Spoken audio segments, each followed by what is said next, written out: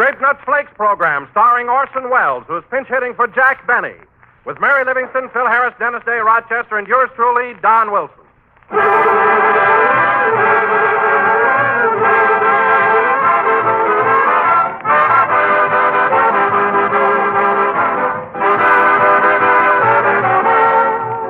Friends, you've all heard that line about stretching a point, haven't you?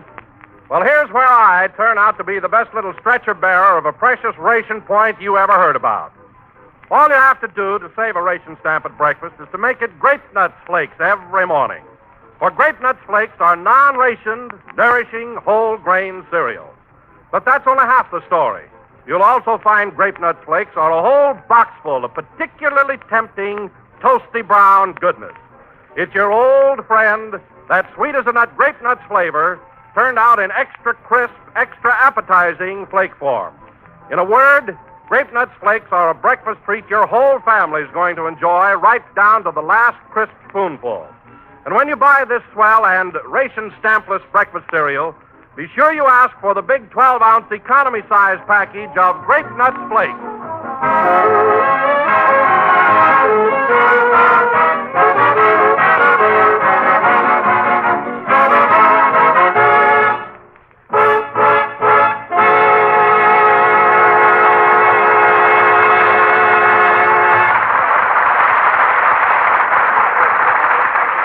Night Train to Memphis, played by the orchestra. And now, ladies and gentlemen, once again, we take you to the little drugstore near the NBC building here in Hollywood, where our whole gang always gathers for a bite to eat before the show. The time, exactly 15 minutes before this broadcast. Take it away, drugstore. All right, Cliff. Yes, Gilroy. How's that three-decker sandwich coming along? Fine. I'm just putting a poop deck on it. Here you are. Radcliffe, that's a beauty. Well, here comes Don Wilson, and Phil Harris is with him. That old-time glamour boy.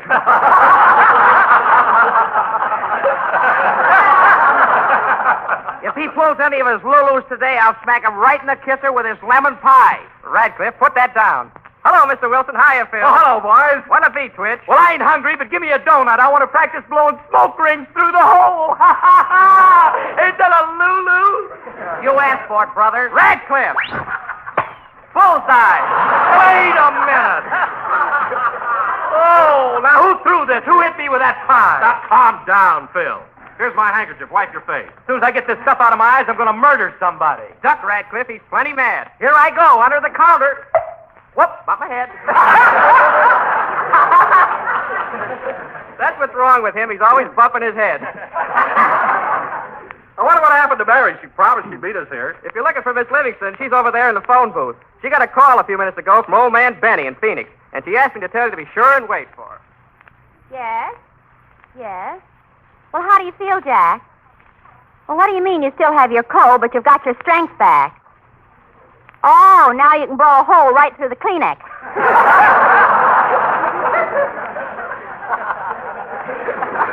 Say, Jack, when will you be back on the show? Next Sunday? Well, you don't have to hurry. Orson Welles has been very funny on the program. I said Orson has been very funny. Oh, Jack, for heaven's sake, stop crying. Of course we'll be glad to see you again. Goodbye. What's that? No, Jack, I won't. I don't care. I won't do it.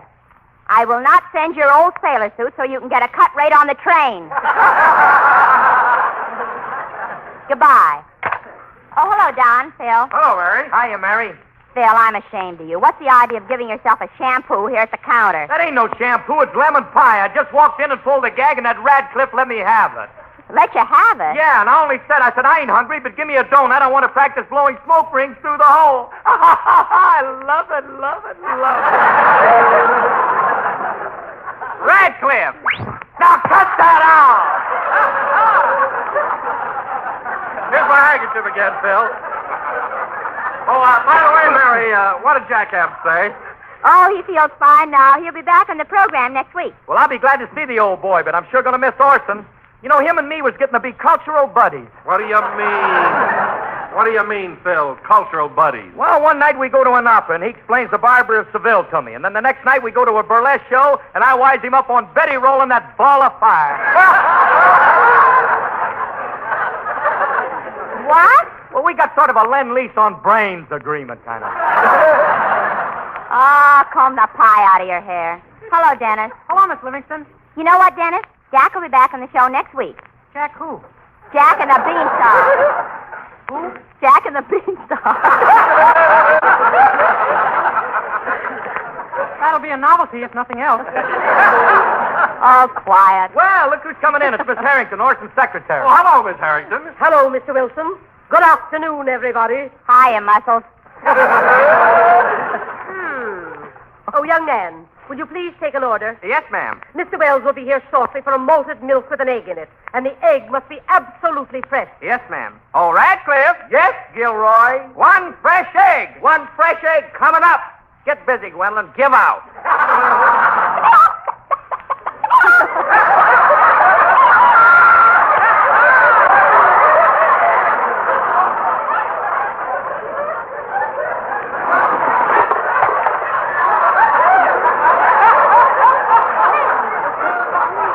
Well, that is service. My, what a beautiful egg. Attention, everybody. Mr. Wells is approaching.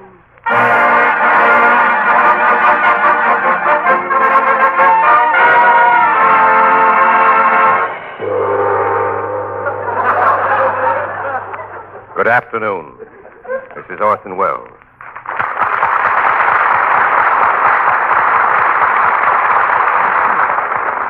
Well, Mary, what do you hear from Jack? Have you talked to him lately? Yeah, I just had him on the phone. Jack's feeling fine now and says he's back on the show next week. Well. Looks like you'll have to hit the road, Bub.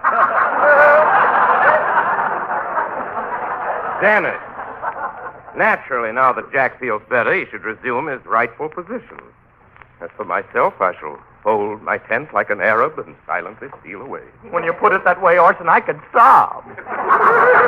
Thank you, Phil. Thank you. Oh, Miss Harrington, did you order me a malted milk with an egg in it? Yes, Mr. Wells. And are you sure the egg was absolutely fresh? Yes. I was here for the unveiling. Excellent. Oh, Orson, I'm afraid you won't have time for that malted milk. We're due on the air in just a couple of minutes. Very well, I shall have it delivered to me, oh boy. Yes, Mr. Wells? I want this malted milk delivered to Studio B as soon as possible. We'll bring it right over, Mr. Wells. Hey, wait a minute, Gil. We ain't no carrier pigeons. Get back under that counter. Yes, Mr. Wells. That's not an egg, Gwendolyn. That's his head. That's his head. Gwendolyn, control yourself. Hurry up, Orson. We'll be late for the show. Follow me, everybody. Last one in the studio is an old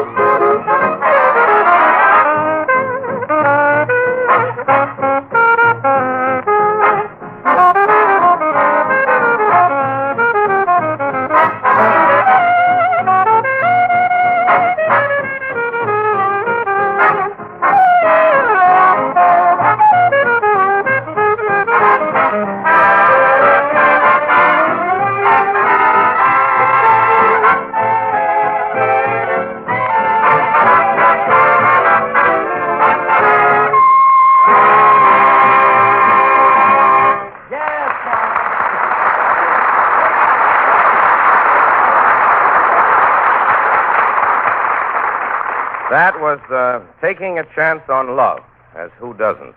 Phil Harris was standing in front of the orchestra, and Phil, that's the last time I'll be announcing your band number. Just think, after tonight's broadcast, I shall fold my tent like an Arab and silently steal away. Don't say that, Orson. Look, tears is tinkling down my cheeks.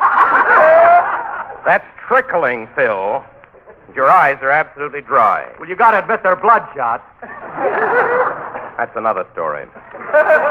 Seriously, I'm going to miss all of you, and if I ever get my own program, I'd like this gang to sign up with me. Well, you mean you'd like to have us work for you? Yes, of course, I don't know if I could meet the salaries that Jack's been paying you. They're really lousy. Why do you want to meet them?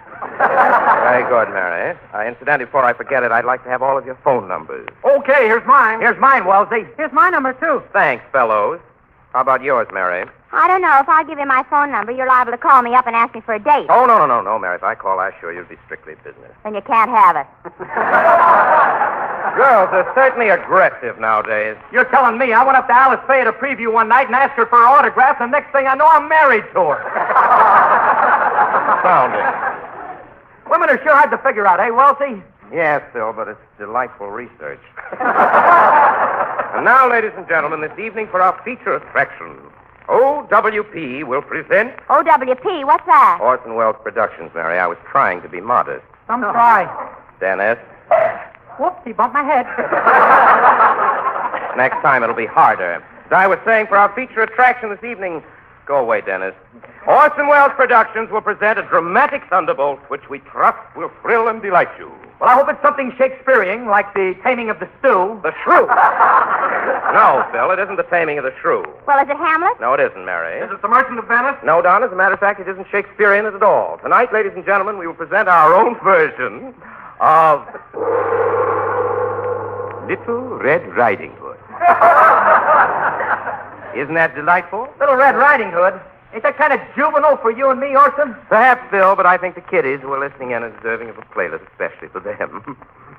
Now I will play the part of Old Man Hood, an elderly farmer who lives at the edge of a forest. Mary will be my daughter, Red, and Dennis will be my son, Robin. Robin Hood. Are you giggling, kiddies? Yes, they are. They got feathers in their rompers. Now, let's see. Don and Phil. Oh, yes. Don will be a tree in the woods, which only God can make, and Phil Harris will be a woodchopper. Phil Harris will be a woodchopper who cuts Wilson down. Now, take it easy, Phil. You know how ticklish I am. No kidding, Don, are you really? Oh, didn't you know that, Mr. Harris? What's this? Stop it, Dennis. He'll get hysterical. No, I like it. Don, we haven't time. Now, there's one other part in the play, that of the old lady who's to be my wife. Well, maybe I can play a double part, too. How's this, Orson? Very good, Mariah. The part is yours, by cracky. Oh, murder. If Lum and Abner are listening in, this does not constitute an endorsement of Rube humor. We'll do all right. And now, ladies and gentlemen, oh, my goodness. I forgot the most important part of all, the wolf. I know. I will be the wolf. In that case, here's my phone number, babyface. Thanks, Mary. This play is really crazy. Mary is her mother and her daughter. Orson is her father and a wolf. And Wilson is a tree that giggles. I worry about things like that.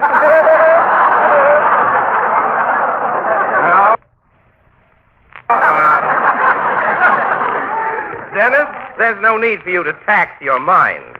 What are you going to sing tonight? A song. A song. That's fine. And what's the name? Dennis Day. The name of the song! I'm going to sing As Time Goes By, and I dedicate it to a little girl who stole my wristwatch. Well, there's a short story. Go ahead, Dennis. Make it a Lulu. Second, I'll take it. Hello?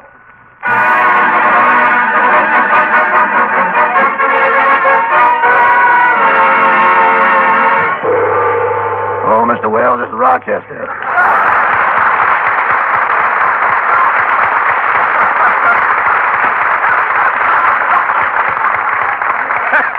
Hello, Rochester. What do you want? I called up to tell you that I'm leaving your employ after 4 weeks of sheer bliss. Yes, I understand that Mr. Benny is coming back, but Rochester, isn't there any way you can stay and be my butler? I don't think so. I got a contract with Mr. Benny that takes me up to and within the pearly gates.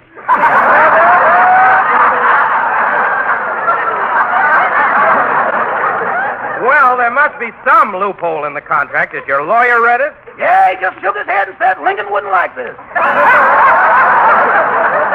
Well, I'm sorry you're leaving, Rochester. You've been a splendid butler and very trustworthy. You know, when you came to work for me, there was a brand new bottle of bourbon in my liquor cabinet, and the cork hasn't been out of that bottle. That's the toughest cork I ever broke a tooth on. Well, in spite of that, Rochester, I'm certainly sorry that you're leaving me. Goodbye. Goodbye. Oh, Mr. Will. What is it, Rochester? Just think, tonight I shall fold my tent like an Arab and silently steal away. That's my material. Yes, I know. I'm tired of that tent. I'm going to get myself a room. So long, Mr. Will. Goodbye, Rochester. And now, ladies and gentlemen, before Dennis sings his song, I have a message of importance for all of you. Tomorrow, your B ration stamps, that is, the red ones, may be used for purchasing meat, cheese, or fat. This is your second set of red stamps, the B stamps, in Ration Book 2. You have a whole row of them to use this week in 8, 5, 2, and 1-point values, totaling 16 points in all for each person. Spend your ration stamps wisely and supplement them as much as you can with the plentiful, nourishing, unrationed foods. That was very good, Don. You should hear what I could have done with it. Go ahead and sing, Dennis.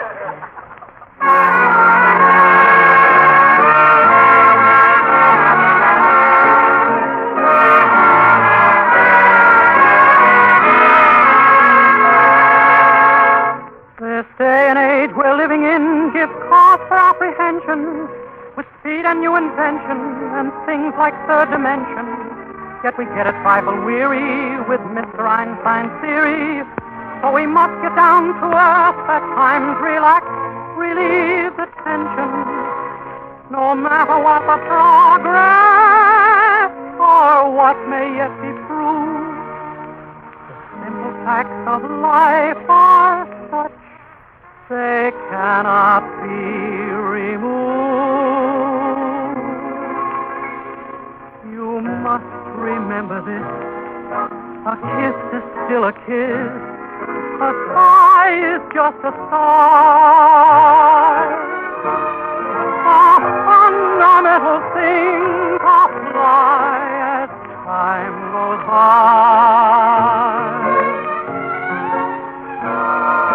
And when two lovers woo, they still say I love you. On that you can rely. No matter what the future brings as time goes by. Moonlight and love songs never out of date, hearts full of passion, jealousy, and hate. Woman needs man, and man must have his mate.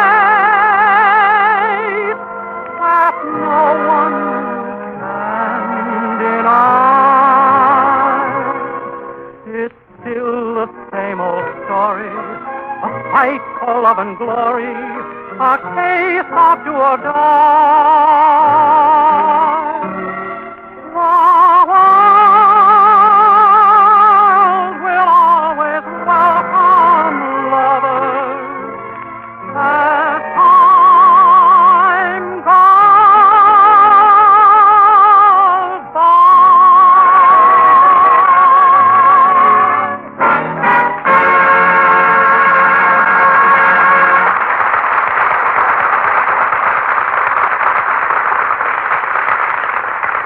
That was As Time Goes By, sung by Dennis Day. And, Dennis, that really was very, very good. Thanks, Mr. Wells. It's decent of you to admit it. What's so decent about that? You have a marvelous voice. There's no getting away from it. Well, if it's so marvelous, why do you want to get away from it? I don't want to get away from it. I paid you a compliment, you little brat. Oh. And now, ladies and gentlemen, on second thought, Dennis, here's your phone number back. And now, ladies and gentlemen, for our feature attraction, Little Red Riding Hood. Say, Orson, I just thought of something. Who's going to be the grandmother? You know, that old dame that gets ate up by the wolf. Phil, you're giving away the plot. Darn it, I had to open my big mouth. However, Phil, I can't tell you who plays the part of Red Riding Hood's grandmother. That's our big surprise.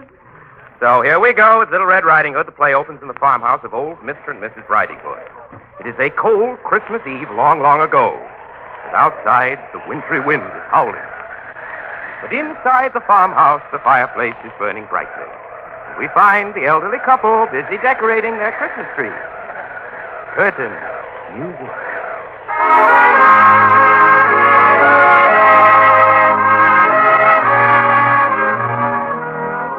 Well, Ma, that Christmas tree sure is a beauty. Yeah, it sure is pretty there, all lit up. Where's my jug? I'm getting lit up myself tonight. Ain't that a Lulu? Ma, that pie was for supper. Well, it's up to your face. Start eating. Come in. Hello, Pa. Hello, Ma. Hello, son. Are you through with your chores, son? Yep. Did you milk the cow? Sure did. I creamed her, too.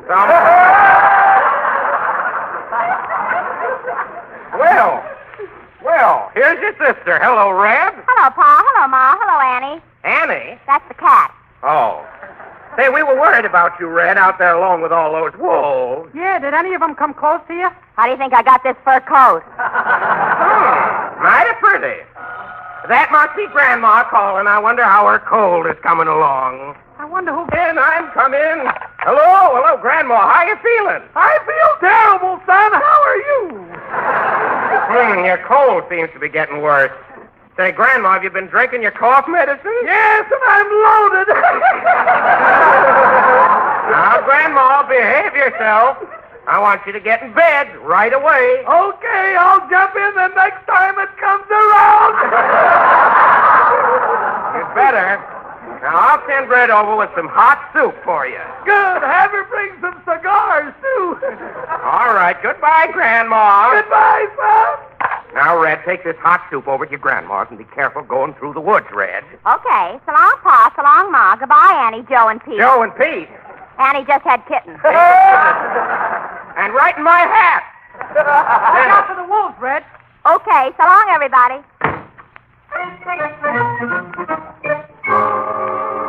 Oh, boy, what a night. Listen to that wind howl. And listen to that snowfall. Gee, it's fun walking through the snow. Crunch, crunch, crunch. Gosh, it's dark. Who's that I see lurking in yon bush? It's me, kiddies. I'm a wolf now. Oh! Hello, little girl. Hello, are you a wolf? Here's my button, Hollywood Lodge number 23. Where are you going, my little chickadee? I'm going to my grandma's with this basket. It's got soup and crackers in it. Attention, kiddies. Little Red Riding Hood's basket also contains a package of toasty brown sweet as a nut grape nut flakes.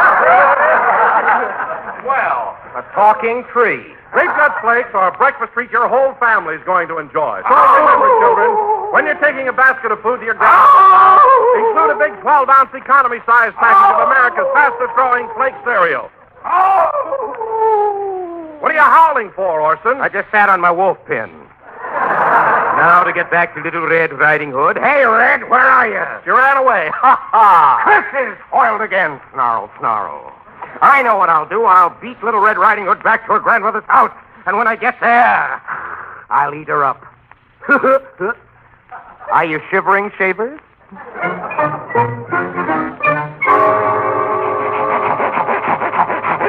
This must be the place. And now to get in. Who's there? It's Little Red Riding Hood. Gosh, you've got a cold, too. Come in. Hello, Grandma. You're not Little Red Riding Hood. You're a wolf. Yes, I'm a wolf, and I'm going to eat you up. Yum, yum, yum. Help! Hold still. It'll be over in a minute. Shall I take my boots off? No, I like boots and all. Here you go. I just ate Grandma, kiddies. Darn those shoes. That must be Little Red Riding Hood now. I know what I'll do. I'll put on this nightcap and get under the covers. That'll fool her. I'll talk just like Grandma. Come in, Red. Hello, Grandma. I brought you a basket of food. Goody, goody. Come over here by the bed, my dear. Oh, Grandma, what big eyes you have. All the better to see you with, my dear. And oh, Grandma, what long ears you have. All the better to keep my derby from blowing off, my dear. And oh, Grandma, what sharp teeth you have. All the better to eat you with, my dear. You're a wolf. Where's my grandma? I swallowed her, and you're next. Help! Help! Oh, wood chopper! Wood chopper! I'm coming, baby. me! Curses! Boiled again! Quick! Shoot the wolf! Shoot him! Shoot him! Shoot him nothing. I'm going to take my axe and chop him right in two. Don't do that! I'm in here! Thanks, Grandma. You saved my life. Play it, Bill.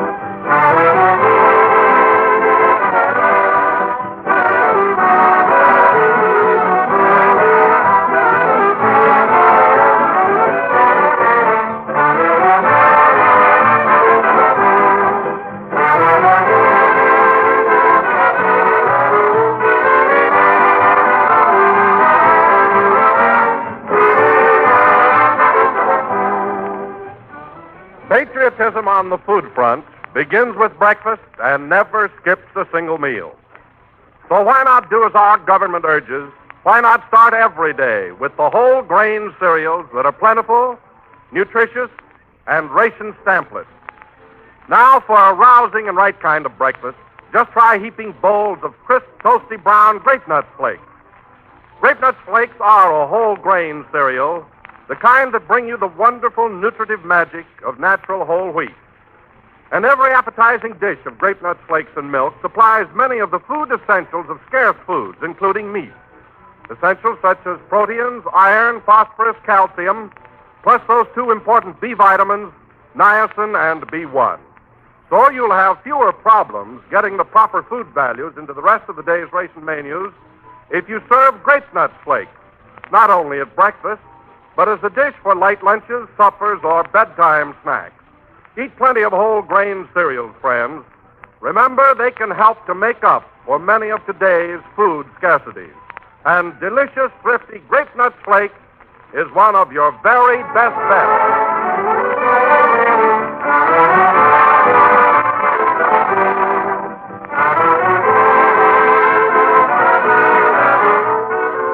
And so, ladies and gentlemen, this is your obedient servant, Orson Welles. It's really been a pleasure pinch hitting for Jack Benny. I'm sure you'll all be glad to welcome back Jack at the same time next Sunday night. Good night, folks. Good night, Al. This program is written by Bill Morrow and Ed Beloit.